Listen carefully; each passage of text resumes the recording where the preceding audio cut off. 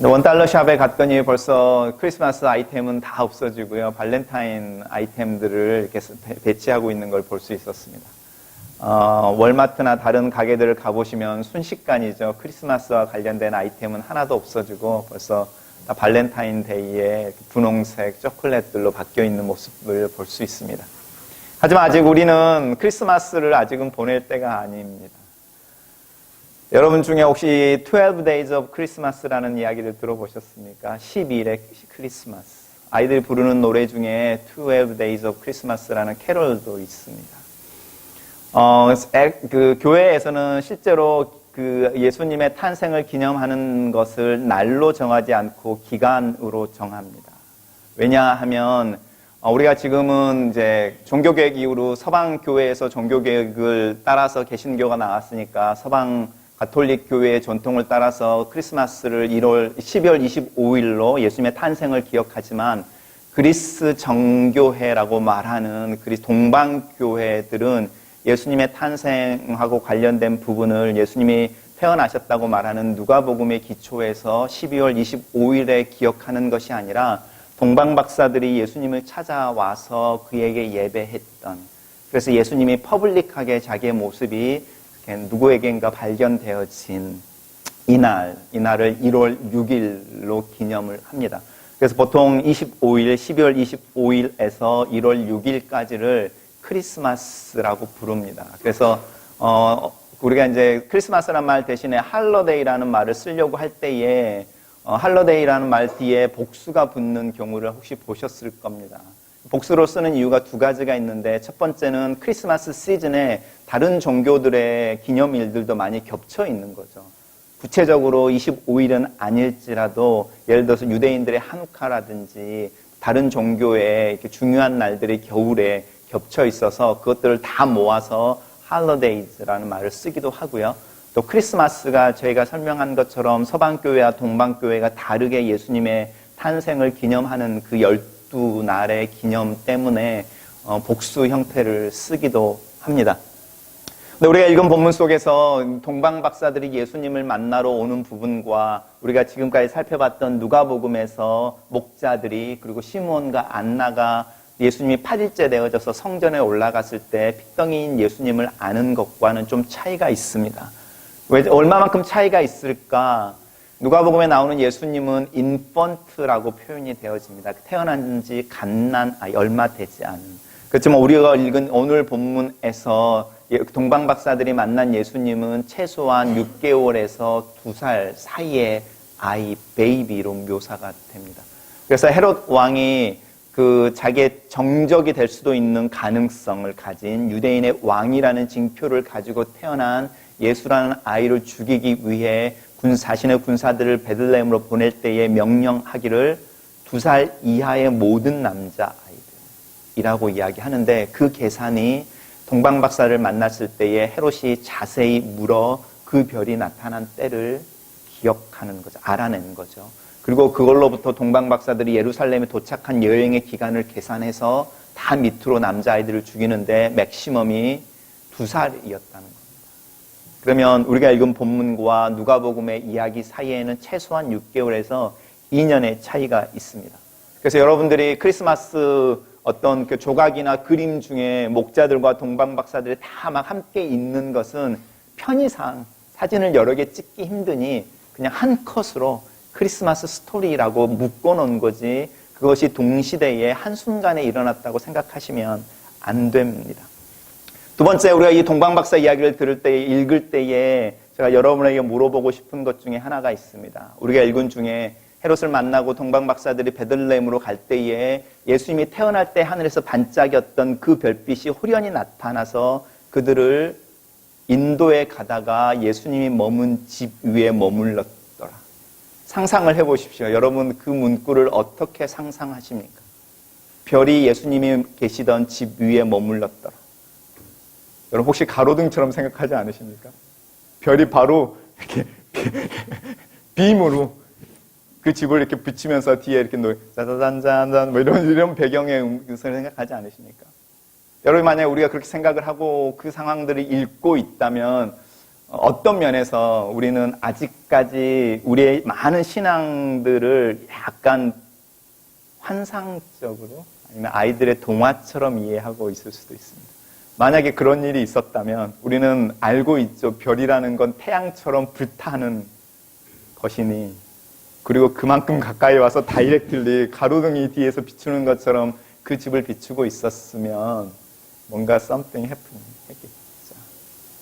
우리가 가지고 있는 리얼 월드하고요, 우리가 읽고 묘사되어지는 문학적인 표현 속으로 기록되어져 있는 굉장히 드라마틱한 성경의 구절들 사이에 여러분의 이성을 쓰셔야 합니다. 예수님은 그걸 뭐라고 말씀하시냐면, 내 몸을 만져봐라.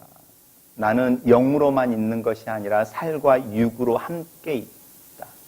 우리가 신앙생활을 하면서 특별히 동방박사라든지 이런 이야기를 듣고 또 영적인 이야기를 들을 때에 되게 중요한 센스 중에 하나가 있는데, 혈과 육, 살과 몸이라는 것이 영적인 일의 시작이라는 겁니다.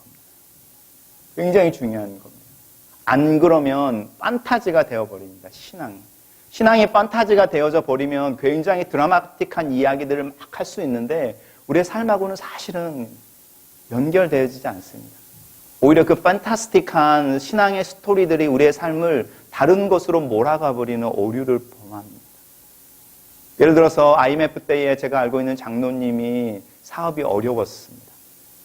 그래서 기도 부탁을 하고 교회가 함께 기도를 하고, 특별히 이제 장로님이나 권사님들이 중보하신다고 말하는 분들이 그 장로님을 위해서 기도를 해주는데, 그렇게 막 기도하는 중에 어떤 말이 교회에 살살 퍼지기 시작하냐면, 저 장로님의 사업이 어려운 이유가 저 장로님의 큰아들이 교회를 안 나오고 있어서 그래요. 그때부터 권사님과 장로님들이 돌아가면서 큰아들을 만나서 아버지의 어려움에 대해 이야기하고, 네가 교회에 나와야 돼. 그래서 한 6개월쯤 됐더니 이 장로님의 큰아들이 교회에 나오기 시작했습니다. 사업은 여전히 어려웠습니다. 장로님의 사업이 어려운 이유 중에 하나였던 큰아들이 교회에 나오는데 여전히 사업이 어려운 거죠. 그 다음에 나오는 다른 해결책이 무엇이냐면, 장로님이 용서하지 못하는 사람이 있어서 그래요. 계속적으로 그렇게 나가는 겁니다. 근데 어느 누구도 교회 안에서 저 장로님의 사업이 어려운 이유가 IMF 때문이야, 이 말을 안 하는 겁니다. 사실은 IMF 때문이었거든요.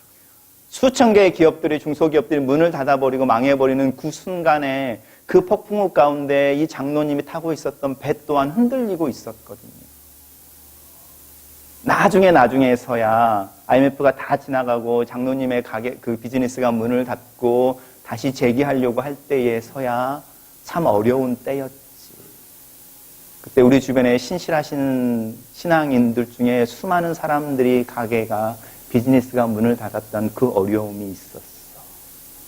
하나님께 드리는 그들의 믿음, 소망이 흔들리지 않아 저들이 다시 재기하려고 하고 있으니 저들을 위해서 기도해 줍시다.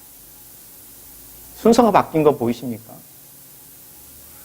우리가 무엇을 제일 먼저 물어봐야 할지 특별히 신앙의 이름으로 물어보려고 할 때 이 본질의 문제, 우리라는 존재가, 사람이라는 존재가 혈과 육, 피와 몸으로 되어진 존재들, 공간과 시간과 물질 속에서 살고 있어서 우리가 살고 있는 어떤 시스템이니 circumstance라고 말하는 환경이니 이런 모든 것들의 영향을 다 받고 서 있는 존재, 거기가 우리가 시작하는 신앙의 첫 출발이라는 겁니다.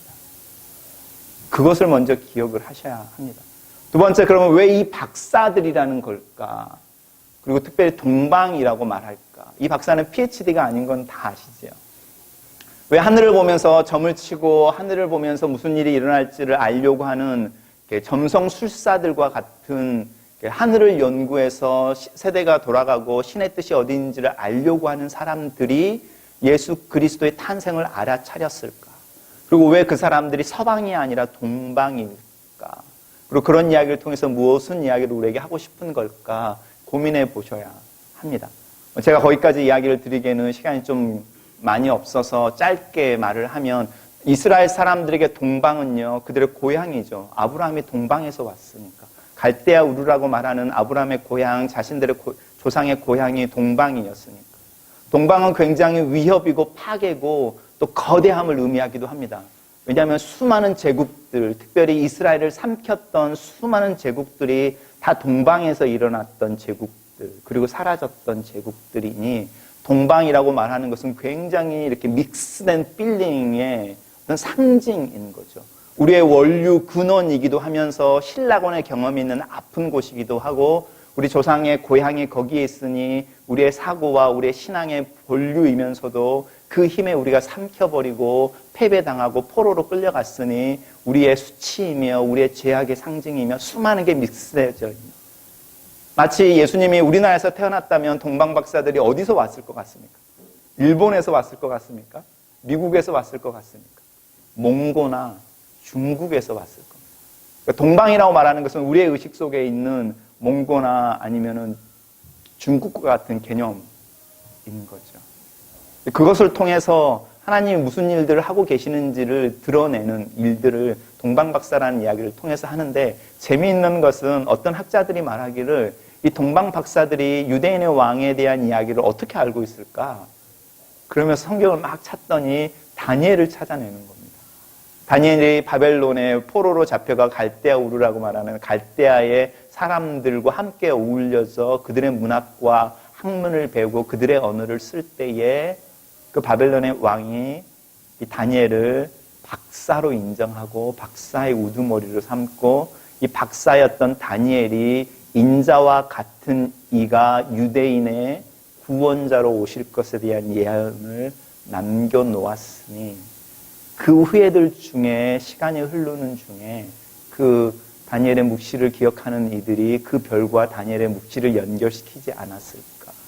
성경이 물론 이야기하고 있지는 않습니다. 근데 오늘 이 동방박사를 통해서 동방박사들이 예루살렘에 오고 우리가 읽은 본문을 보면서 자연스럽게 이 동방박사들과 비교되어지는 한 그룹이 나타나는 것을 보시죠.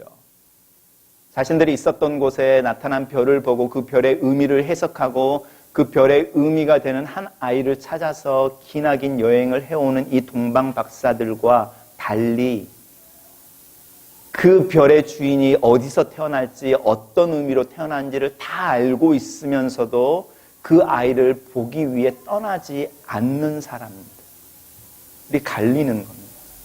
마치 6월절이 일어나고 출애굽의 그 긴박한 밤에 애굽을 떠나는 사람들이 있었고 애굽을 떠나지 않는 사람들이 있었던 것처럼 애굽을 떠난 사람들은 유대인들이 다 떠났다가 아니라 유대인들 중에도 떠나는 사람들이 있었고 떠나지 않는 사람들이 있었고 애굽 사람들 중에도 그 10개의 재앙과 유월절을 경험하면서 하나님의 메시지를 자신들에게 주는 메시지로 이해하고 유대인이 아니었음에도 불구하고 애굽을 떠나는 유대인들 무리 중에 껴있었던 이민족들이 애굽인들이 있었던 것을 기억한다면 떠나는 자와 떠나지 않는 자들이 확연하게 구별되어져 버립니다. 여러분 우리가 이곳에 예배드리기 위해서 모였으니 우리는 어쩌면 이 동방박사들과 함께 베들레헴으로 떠난 자들이겠죠. 그런데 우리의 모습들을 잘 살펴보십시오. 그리고 왜 이 사람들이 특별히 대사장들과 서기관과 특별히 이 헤롯 왕의 측근들이 그 궁전에 머물러 있었을까? 예수님이 나중에 시간이 지난 후에 질문을 던지죠. 너희들 왜 광야에 나가보았니? 너희들이 사는 삶의 터전을 떠나서 광야에 나간 적이 있지. 왜 나갔었니? 무엇을 보고 싶어서 나갔었지? 너희들이 광야에서 화려한 옷을 입고 권력과 부를 누리고 그것을 즐기는 사람들을 보기 위해서 광야에 나갔었느냐? 그 사람들은 다 헤롯의 궁전에 여전히 머물러 있는 거예요. 내가 태어날 때 나를 보기 위해 떠나지 않았던 그들은 여전히 그곳에 그대로 머물러 있어서 여전히 나를 찾고 있지 않는 거예요. 우리들은 어떤 의미에서 다 헤롯의 궁전에 있는 사람들입니다. 특별히 헤롯의 궁전에 있으면서 대제사장들과 서기관들처럼 영적인 이야기를 하고 성경의 구절들을 읊을 줄 알며 성경의 이야기들을 통해서 어떤 일들이 벌어진다고 이야기하지만 정작 그 일이 일어나는 현장에는 서고 싶어 하지 않는, 아니면 그것은 보고 싶어 하지 않는, 그리고 그것을 보기 위해서 그 현장에 서기 위해서 내가 느끼는 컴포트 존이라고 말하는 편하게 느끼는 그 바운더리를 벗어나지 않는, 우리가 살면 살수록 수많은 경험을 하면 할수록, 특별히 배신과 상처의 경험들을 많이 하면 할수록 우리의 마음을 쉽게 열지 못하는 것처럼 우리는 어떤 의미에서 이 헤롯의 궁전에 머물러 있는 사람들일 수도 있습니다. 우리 예배드리기 위해서 이 성전에 앉아 있지만 여전히 우리의 마음은 여전히 나라고 말하는 헤롯의 궁전의 핵심에, 그 왕자에 앉아 있을 수도 있다. 아이러니한 것은요, 우리가 헤롯을 되게 나쁘게 말하지만 헤롯이 다스릴 때의 이스라엘의 영토, 헤롯이 다스리고 있었던 이스라엘의 영토가 솔로몬과 다윗 시절의 영토랑 거의 일치하고 있었어요. 우리는 헤롯이 군대를 보내서 예수님을 죽이려고 하는 굉장히 비종교적이고 믿음이 없고 하나님에 대적하는 왕이었지만 세상 눈으로 볼 때 가장 안정된 시대, 그리고 부하고 강하게 자신들의 나름대로의 로마 제국의 우산 아래서 자치국을 형성하고 있던, 마치 누구랑 같냐면, 여러분 혹시 구약을 읽으시는 중에 아합 왕을 기억하십니까? 엘리야와 엘리사 이야기가 나오고 부인은 이사벨이어서 그 대적했던 그 아합이라는 북이스라엘 왕이 있었는데 가장 나쁜 왕인 거죠, 성경에. 자기는 100마리의 양을 가지고 있으면서 한 마리의 양을 더 갖고 싶어서 그 양 주인을 죽여버리는 그런. 근데 그 시대가 북이스라엘이 가장 번성하고 번창하고 중흥하는 시기였어요. 우리 현대사를 한번 살펴보십시오. 우리가 기억하는 수많은 그 많은 대통령들 중에 우리도 동일하게 비슷한 인물을 하나 가지고 있죠.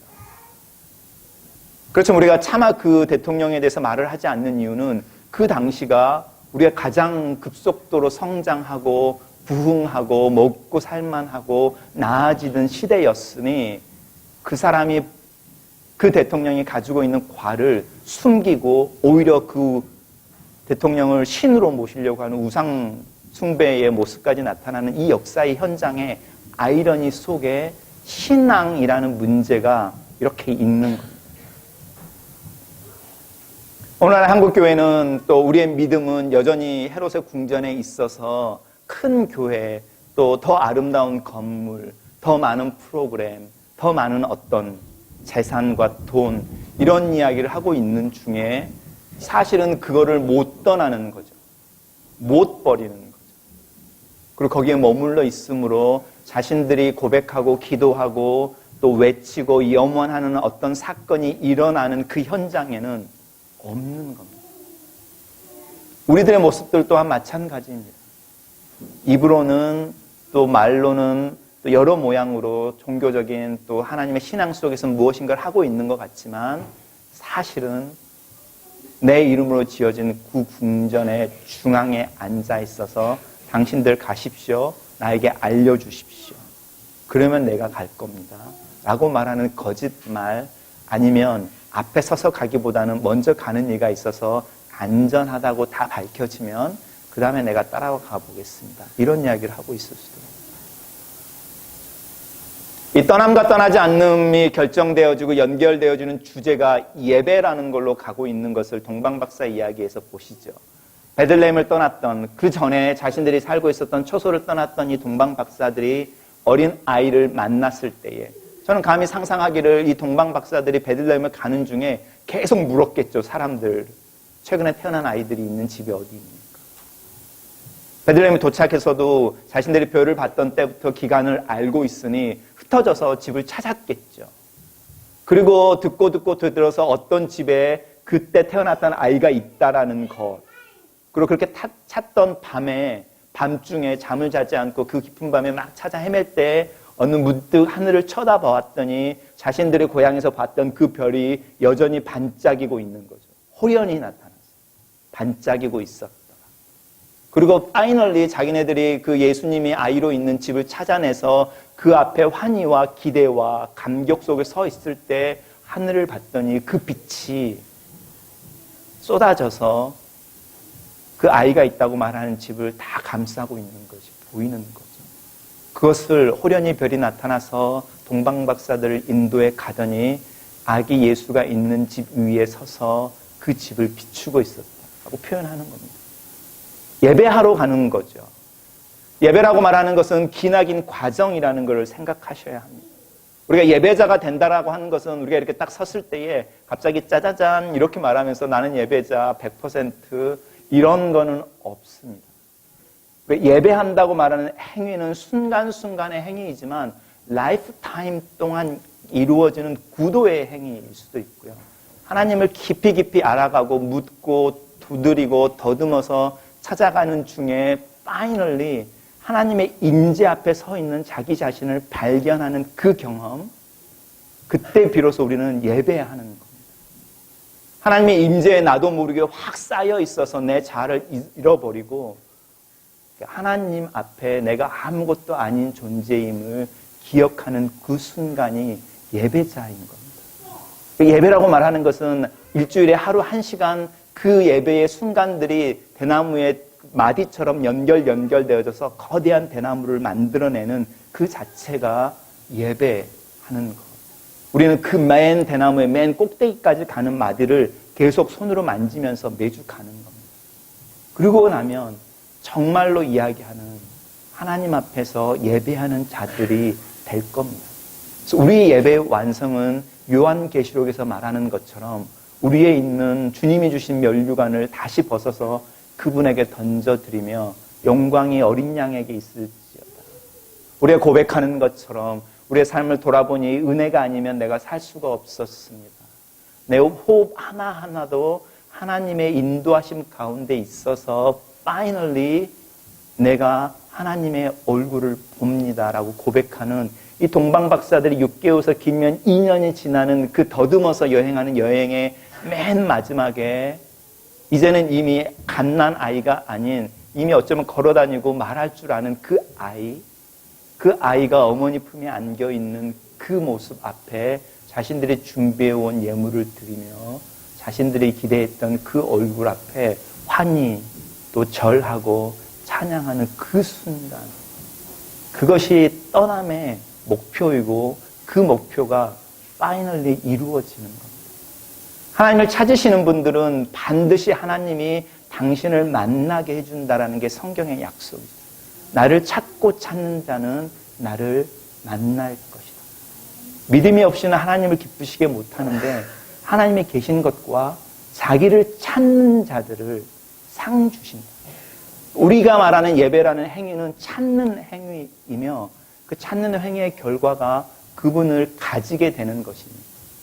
우리가 그분을 소유해서가 아니라 그분이 당신을 다 우리에게 줘서 그 순간이 이 동방박사들이 말하는 환희의 순간, 자신들이 준비해왔던 예물을 드리고 다시 본으로 돌아가는 그 순간인 겁니다. 자, 여러분들의 축복하고 또 도전하기는 우리 2018년 이 찾아가는 시간 되면 좋겠습니다. 때로는 우리의 환경을 떠나셔야 합니다. 우리 자신을 떠나야 하고 우리의 자아의 궁전을 떠나서 하나님을 더 찾고 하나님을 더 예배하기 위해 하나님을 더 알기 위해 이야기를 해야 되는데 이거를 적용하려고 할 때 그래서 나는 매일같이 교회에 와서 새벽 기도를 하겠다라고 적용할 수도 있지만 내가 일하고 있는 그 순간에 설거지를 하고 있는 그 순간에 아이들과 씨름하면서 내 목소리가 올라가는 그 순간에 예배할 수 있을까라는 질문으로 던져보라는 겁니다. 그러면 내 삶의 현장에서 나는 여전히 하나님을 찾고 있는가? 하나님을 예배하고 있는가? 지루한 강의 속에 동기부여되지 않는 그 상황 속에 나는 여전히 공부하는 기회를 준 하나님의 은혜를 따라서 무엇인가를 배우려고 하고 집중하고 있는가? 그 순간이 예배의 순간, 동방박사들처럼 하나님의 상징을 찾기 위해 더듬는 순간, 그 더듬의 행위가 전체가 모여서 예배가 된다. 왜 그런 해가 되면 좋겠습니다. 같이 기도하겠습니다.